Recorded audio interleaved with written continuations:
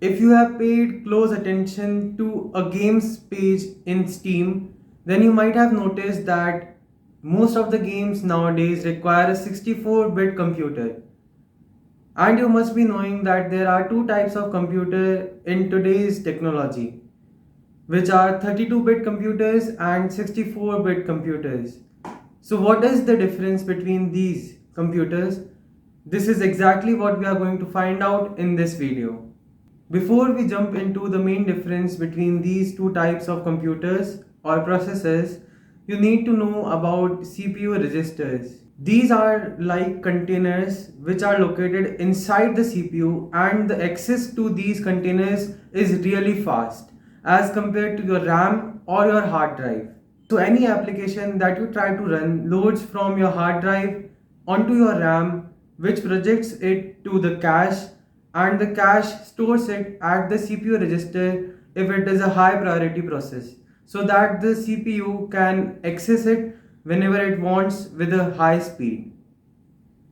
So the difference between 32-bit and 64-bit processors is that each register in a 64-bit CPU can hold 64 bits, and in a 32-bit CPU it can hold 32 bits. So what is the major advantage of holding 64 bits, you might ask? So first of all, for a layman, it means an increase in the limit of RAM that you can put in your computer. In 32-bit computers, you can only put 4 GB of RAM. On the other hand, 64-bit CPUs can handle up to 16 billion GB of RAM. However, you might not need more than 32 or 64 GB of RAM.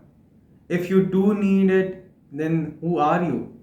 And the second point is that if you go into detail about it and you think about it, then a 64-bit CPU can of course access more data as compared to a 32-bit CPU in a very faster way. So the question is, do you really need a 64-bit CPU? Well, it really depends on you.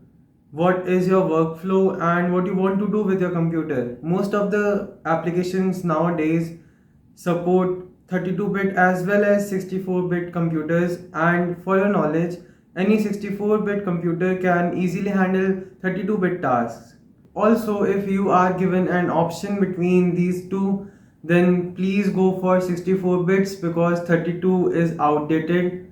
Any game wouldn't run on it, and you are limited to 4 GB of RAM, which is like the most basic in today's time.